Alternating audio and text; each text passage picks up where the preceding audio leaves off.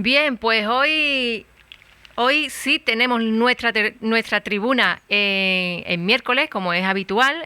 La semana pasada no pudo ser. Y esta semana pues tenemos a don Rafael Murillo. ¿Qué tal, Rafael? Buenos días, pues mira, estoy bastante mejor. Claro. También contamos con José Ignacio Olivero. José Ignacio, ¿qué tal? Muy buenas, Eva, y sobre todo saludar con mucho afecto a Rafael Morillo porque hacía mucho tiempo que no compartíamos tertulia. También creo que es importante recordar a los oyentes que mi primera tertulia fue precisamente una en la cual también formaba parte Rafael y me acuerdo mucho de esa época y me alegro mucho de tenerlo también hoy por aquí. Muchas gracias, Ignacio. Bueno, pues hablando antes con Rafael, en la última tertulia que tuvimos con él, que estaba Diego Delgado, y terminamos hablando de educación. Y nos pareció un tema muy importante y muy interesante que debíamos de tratar en nuestra tertulia. La educación hoy en día, la educación de antes, qué se puede mejorar y lo que hemos avanzado en ella. Nosotros, bueno, tenemos la suerte de contar con Rafael Morillo, que él ha sido maestro, y nos puede hablar un poco sobre este tema. Rafael, Sí. ¿cómo es la educación antes? ¿En qué varía la educación de antes con la de ahora? Bueno,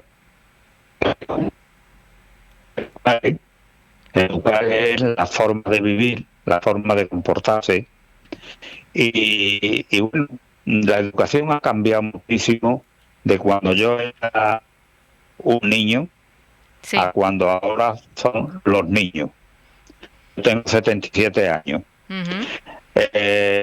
Me crié en una familia en la que había mucho cariño. Era hijo único. Algunos dicen como una mala idea que los hijos únicos somos tontos. Bueno, pues yo seré un tonto de los hijos únicos. Pero en mi familia hubo mucho cariño y mucho respeto.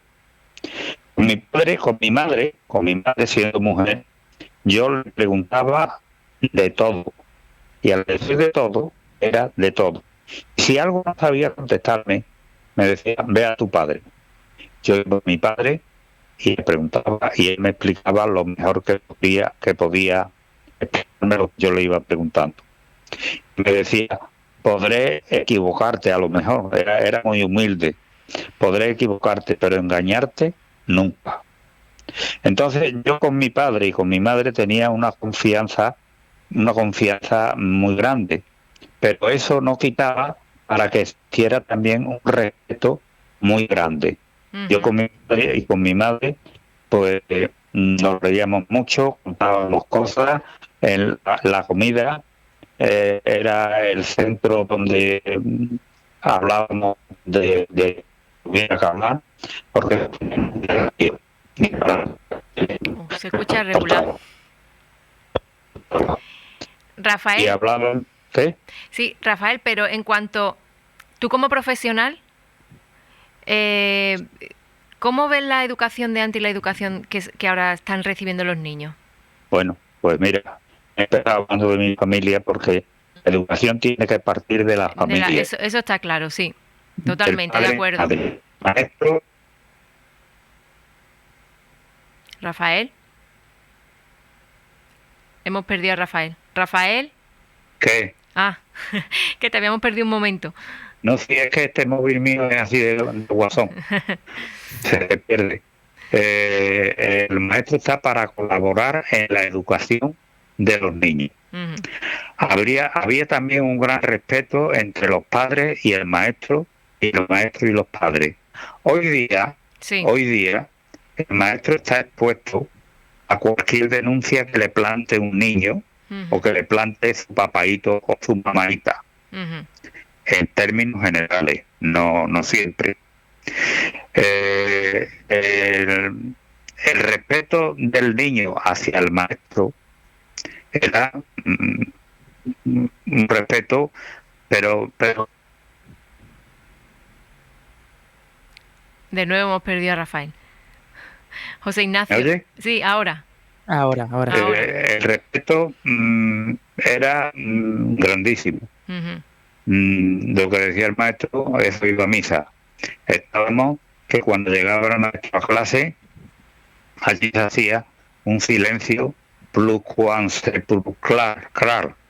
Allí aquello, bueno, venga, vamos a ver. Yo cuando entraba en clase les decía, mientras ellos sacaban los libros, las libretas y demás, y cuando ya me parecía un tiempo prudencial, decía, empezamos.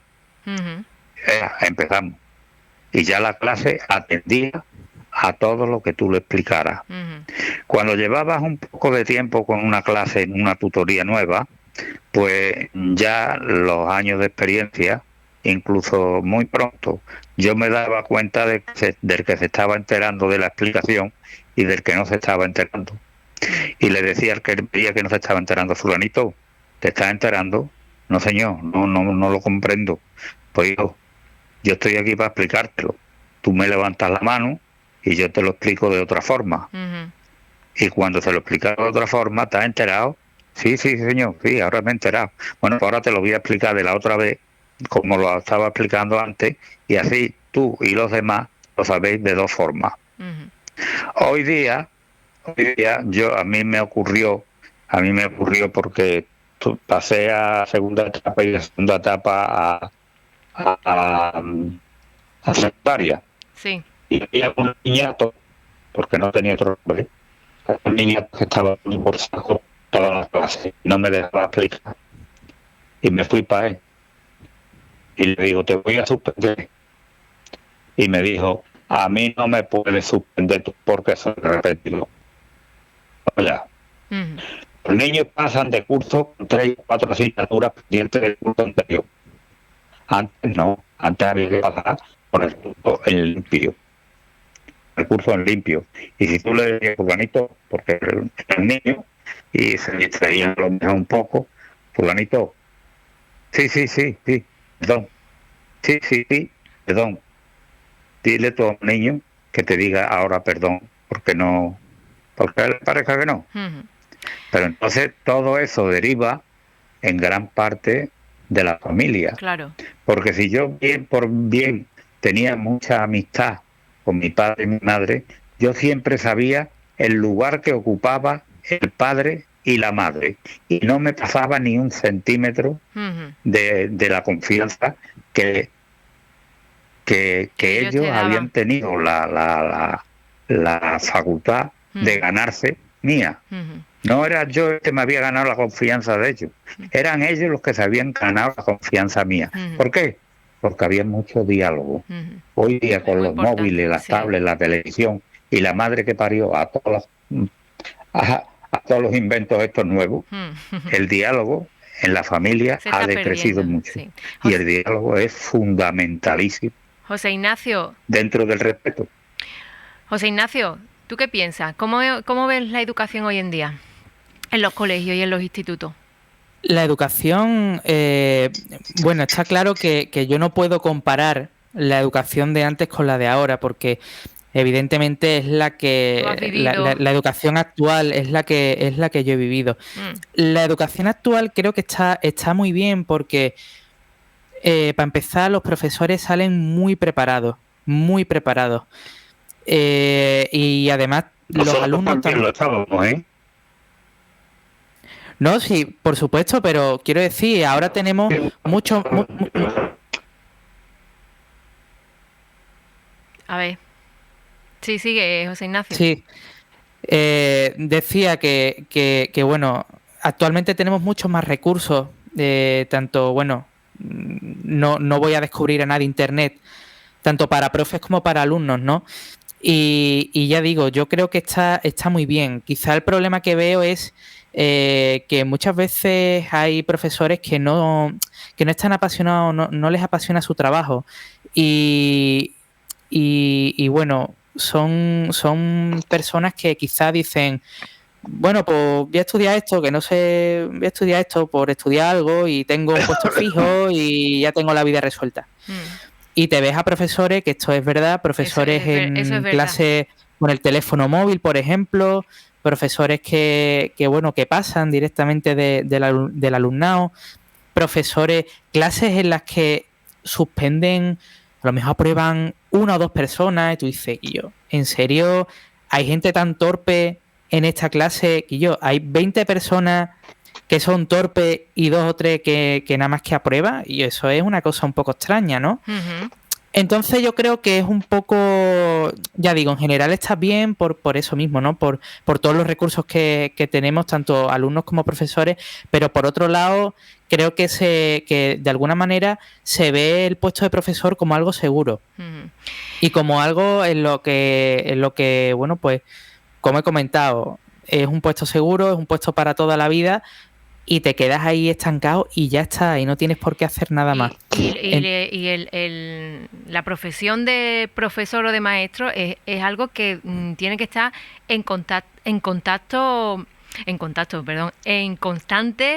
evolución. Es decir, es como un médico que siempre tiene que estar estudiando.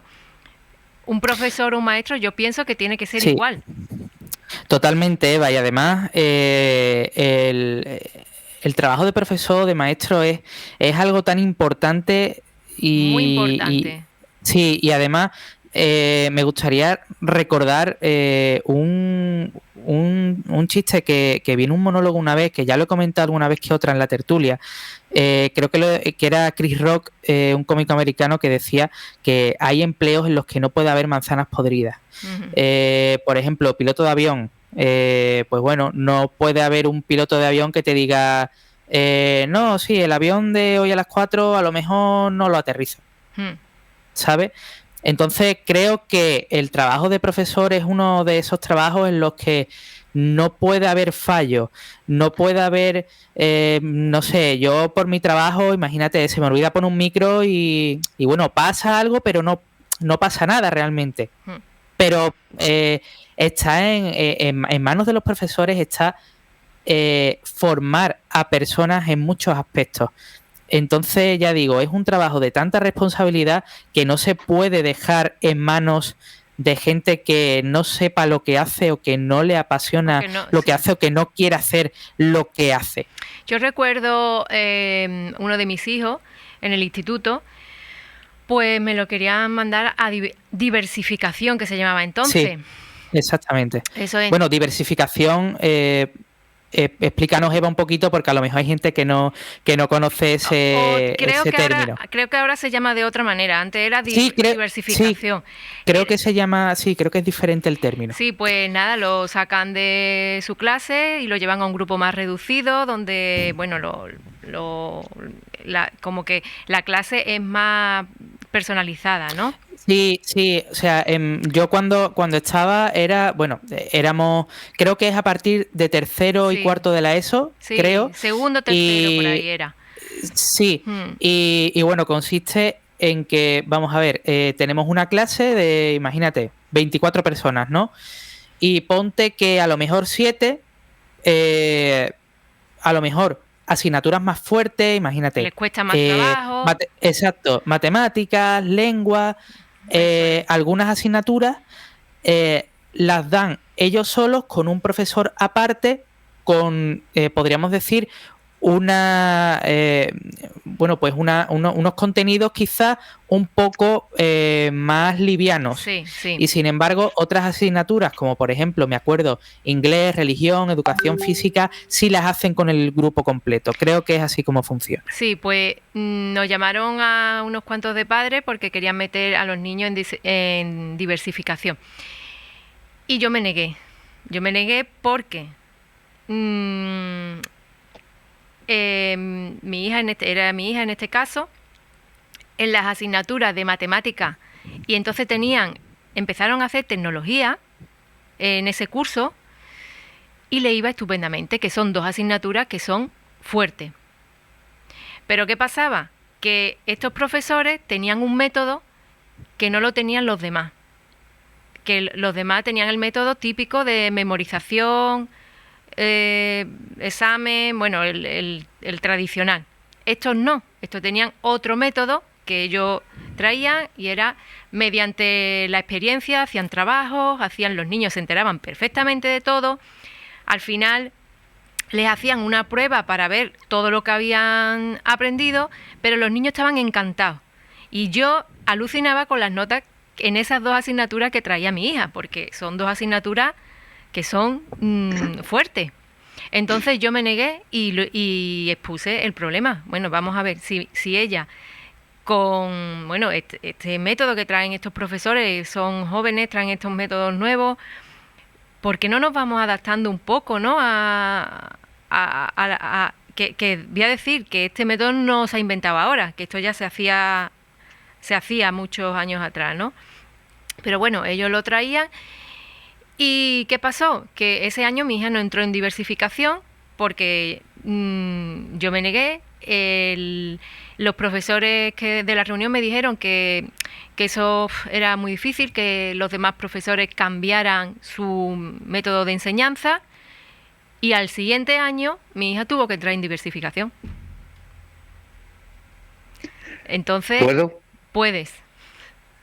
Bien, en principio, el maestro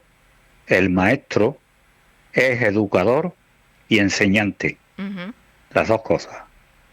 En segundo lugar, los libros de textos que hay ahora en día son buenísimos, de cualquier editorial, buenísimos, porque yo no he podido contacto con mis sobrinos nietos, pudiera yo decir, de primos hermanos.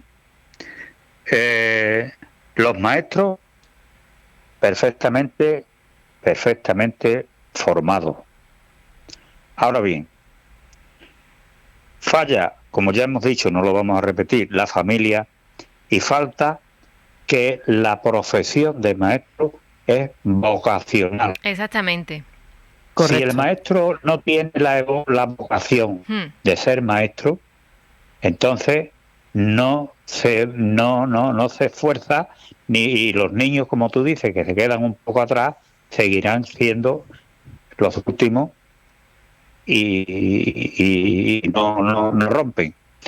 Me comentaba mi padre un día, que era muy aficionado a los toros, que había un torero, Joselito Gallo, que para él no había toros malos, sino de una forma o de otra lo hacía llegar al trapo. Pues con los niños, y perdón, no estoy comparando a los niños ni mucho menos con el toro, pero los niños están ahí y los padres depositan al niño en manos del maestro. Si el maestro no tiene vocación, le da lo mismo 8 que 80. Pero si el maestro tiene vocación, el maestro tiene que estar por encima del libro, saber muchísimo más que lo que pone el libro. Y si un niño no entra en una explicación de una forma, el maestro tiene la obligación de estar lo suficientemente preparado para explicárselo de otra. Pero explicárselo no riéndole, sino simplemente, mira, te voy a explicar esto de otra forma, a ver si así lo entiendes. Y el niño entra. Y cuando ese niño que se veía aislado un poco de los demás, ve que ha comprendido lo que antes no entendía, ese niño tira para adelante. Yo siempre digo que hay alumnos más listos y menos listos, pero casos perdidos, poquísimos. Además, no hay casos perdidos porque para eso está la educación especial. Pero no mandar a un niño así por las buenas a eso que tú decías, Eva, de que a mi hija la querían mandar. No. El maestro tiene que luchar para sacarlo a todos. Unos con más facilidad y otros con menos. Cuando yo me casé, pues ya mi madre no se levantaba a hacerme el desayuno para irme a la escuela, sino que se levantaba mi mujer. Pero yo entraba en el cuarto donde estaba acostado mi padre y mi madre, estaban acostados a las 9, antes de las 9 de la mañana, no tenían necesidad de madrugar, y les daba un beso a cada uno y les decía que me voy a disfrutar. Para mí la escuela ha sido siempre un disfrute. Entrar por las puertas de la escuela era entrar a trabajar, pero a disfrutar. Y poco sillón, de mesa en mesa, viendo cómo iban trabajando, cómo iban haciendo las cosas. Así, durante 40 años he llevado yo mi vocación, mi profesión. Y luego... Porque desde chico, cuando me preguntan, ¿tú qué quieres ser? Yo decía siempre, yo quiero ser maestro. Claro, porque ya yo quiero ser maestro. Porque veía que el maestro que yo tenía merecía la pena estar a la vera de él. Esas cosas son lo que hacen que un curso, en un curso como puede 20 ni 10 niños malos, ni mucho menos. Los habrá muy listos, listísimos, menos listos, más torpecillos, porque yo soy un estudiante que estudió la carrera de magisterio por libre. Sí. Y yo no he sido un estudiante brillante, de mucho sobresaliente y matriculado, no. Yo he sido del bendito montón. Ahora, lo que sí me queda la conciencia muy tranquila es que cuando yo entraba por las puertas de la clase, yo iba a trabajar y a ayudar a aquellos niños. Que luego otro problema que existe en la educación es que este año tenemos a este profesor, pero al año que viene tenemos a otro. Antes no nos pasaba eso. Antes teníamos los maestros hasta final hasta que terminábamos la educación, la primaria, y bueno, y después cuando se iba al instituto pues se tenían a los mismos maestros. Pero hoy en día, bueno, en ese caso que he contado, ese año tuvo a esos dos profesores, pero al año siguiente ya no estaban. Es decir, y entonces fue cuando ya tuvo que entrar en diversificación, porque ya, bueno, el método de enseñanza era el tradicional de siempre. Pero es que el maestro de turno debe de saber, de una forma o de otra, cómo explicarle a ese niño, porque sacar a los buenos, a los listísimos, eso es muy fácil. Claro que es fácil. Lo interesante es sacar a aquel muchacho o a aquella muchacha que sea un poquito más torpe, pero sacarla también. Que no va a sacar un sobresaliente, pero va a sacar un bien. Y tira para adelante. Sí. Porque el mundo está hecho y dirigido por personas normales. Estos, ¿cómo le llaman a estos que son superdotados? Hay muchos menos de lo que nosotros nos creemos. Pero alumnos que no puedan sacar de él un rendimiento normalito, también hay muy poco. Está el deficiente, el pobrecito niño deficiente, bueno, pobrecito no, que ha sacado esa deficiencia. Para eso está la educación especial. Claro. Educación especial que en mis tiempos, estoy hablando cuando había otro régimen, había maestros que se especializaban en educación especial, pero era solamente para aquellos niños que no podían seguir el ritmo, que no, porque tenían una deficiencia. Bien, para eso también habían maestros especializados. Tenían un problema en ese área. José Ignacio, ¿a ti cómo te ha resultado la educación que tú has recibido? Porque tú eres más actual en este asunto. Sí, pues en general, la verdad es que la educación que he tenido en general, bien. Sí que es verdad que ha habido profesores en los cuales yo no era cosa mía personal, era más cosa de que, oye, ¿a vosotros os pasa que con este profesor no os enteráis de nada? Y todo el mundo al unísono, sí. Entonces, ha habido casos, es normal, ¿no? Al final, el trabajo de profesores es un trabajo muy demandado. Prueba de ello son las notas de corte para acceder a esta carrera y que bueno, pues hay, como digo, hay mucha demanda. Hay muchas personas que quieren ser profesores. Entonces, tiene que haber de todo. Y el mundo es así, ya está. Y hay profesores que sus clases son una auténtica delicia y profesores que son un martirio. Sí. Hay profesores que, oye, para una asignatura genial, pero para otras a lo mejor no les encuentras el tono. Y es complicado y es curioso y es muy interesante esa manera de ver cómo oye, con un profesor esta asignatura la odiaba, me parecía lo peor del mundo, pero sin embargo con otro profesor lo ves desde otro prisma diferente. Es muy interesante y es muy valioso el hecho de saber también valorar cuando estás ante un gran profesor. Creo que hace que todos valoremos mucho más la profesión. Y ya digo, en general, bien. Mi educación en general muy bien. Sí es cierto que hay profesores que son gilipollas. Esto es una realidad, desgraciadamente ocurre, no pasa nada, se acepta a todo el mundo. Hay profesores que parece que el título les ha tocado en la tómbola de la feria también. Hay profesores que tienen actitudes que no son propias de un profesor, también es cierto, pero bueno, ya digo, en general muy bien, profesionales muy competentes. Aquí que yo he estudiado toda mi vida en Lora, menos el grado superior de sonido que hice en Sevilla. Todo muy bien, sí. Bueno, pues tenemos hay que tener en cuenta, perdón si te interrumpo. No, ya para terminar, Rafael. Tener en cuenta que el mejor expediente académico del maestro, eso no implica, y uso el signo de implicación en matemáticas, eso no implica que sea el mejor maestro. Hay maestros que tienen un expediente académico brillantísimo y sin embargo a la hora de enfrentarse a una clase no acaban de entrar por donde tienen que entrar.